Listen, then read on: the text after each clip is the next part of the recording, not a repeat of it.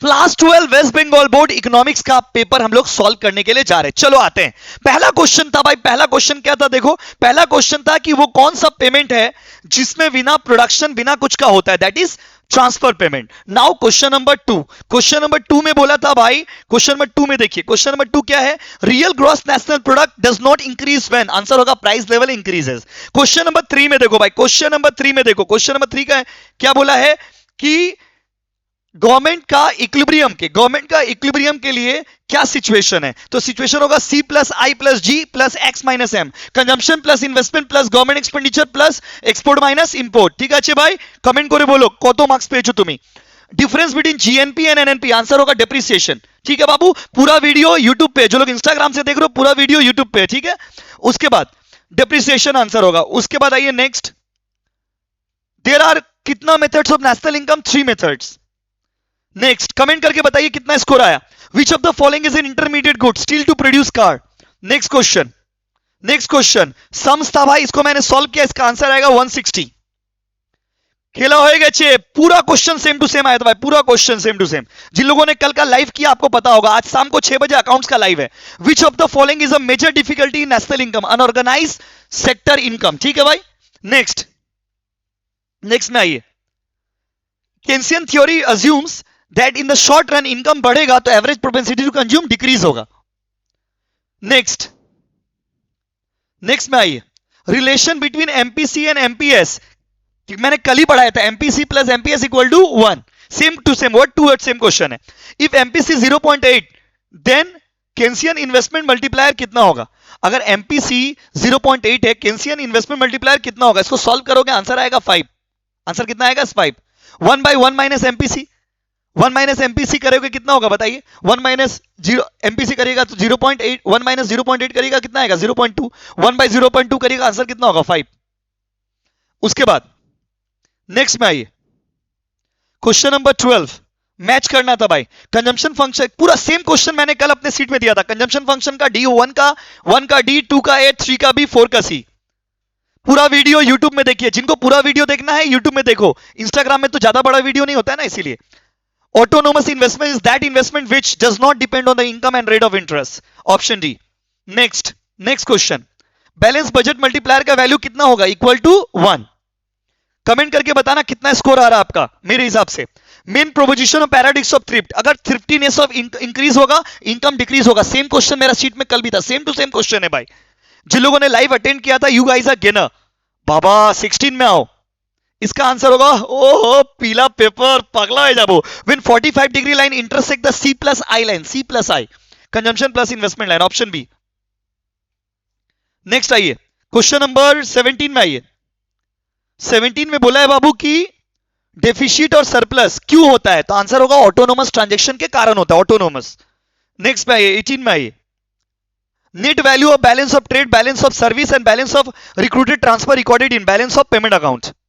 Next आइए, question number 19, if the value of currency with respect to the value of another currency is determined by the free market forces, free market forces मतलब flexible exchange rate। मैंने guarantee दिया था आप लोगों की जो बच्चे लाइव की वो फेल नहीं हो सकते, गारंटी के साथ मैं आज भी बोल रहा हूं भाई। आप लोग कमेंट करके आप लोग बताना, रियल फीडबैक आप लोग ही दोगे, कितना मार्क्स आया और लाइव से कितना हेल्प हुआ जरूर बताइएगा। If country devaluates currency then for that country price of export decreases, price of import increases.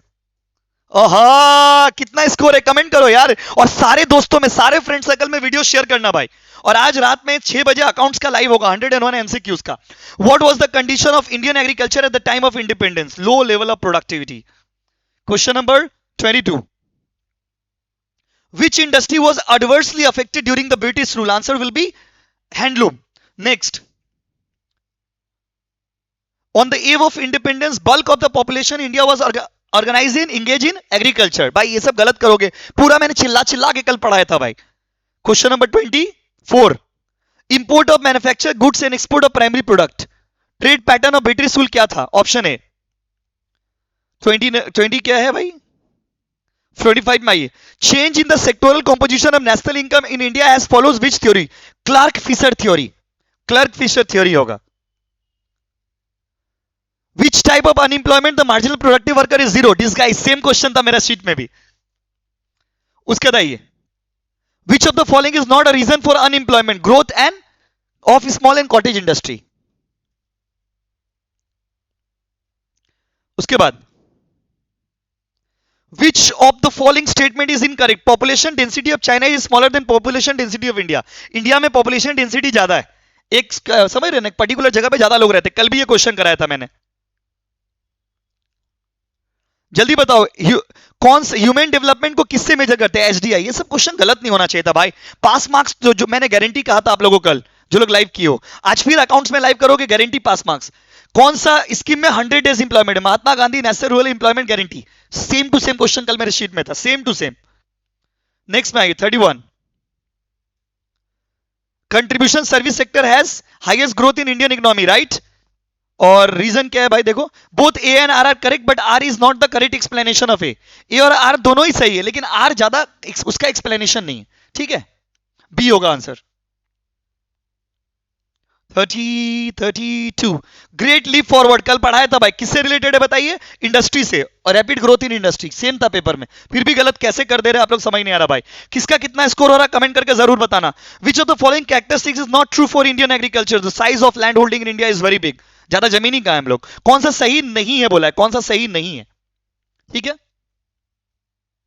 उसके बाद 34 में आओ।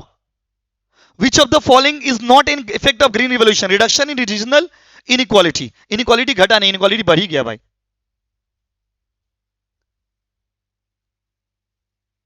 उसके बाद नेक्स्ट देखो, इंटरेस्टिंग क्वेश्चन है ये वाला, ये आप लोगों में बहुत बच्चे गलत कर दिए हैं। Maximum size of cultivable land holding that in individual family can have is called land ceiling.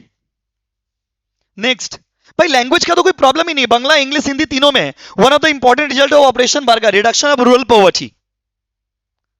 37 में आइए। Assertion is correct, reason is correct, दोनों सही है।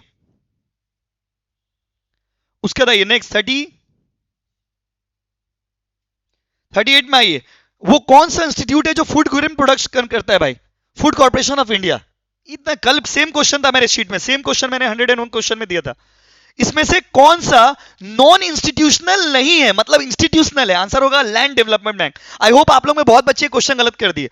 बोला है कौन सा नॉन इंस्टीट्यूशनल नहीं है, नॉट नॉन इंस्टीट्यूशनल, मतलब नॉन इंस्टीट्यूशनल नहीं है, मतलब इंस्टीट्यूशनल है, land development bank. And the last question, agriculture का मेन बैंक कौन सा है? नाबार्ड। रूरल क्रेडिट के लिए NABARD, national bank for agriculture and rural development. ठीक है बाबू, तो आई होप आपका एग्जाम बहुत अच्छा गया होगा। कमेंट करके बताओ कितना स्कोर हो रहा है। भाई को फॉलो करो, सब्सक्राइब करो, और वीडियो को अपने सारे दोस्तों में शेयर करो, और कमेंट करके अपना स्कोर बताओ। आज शाम को 6 बजे लाइव यूट्यूब पे इसी चैनल पे 101 क्वेश्चन आभार काल के अकाउंट से खेला होवे। ठीक है, थैंक यू।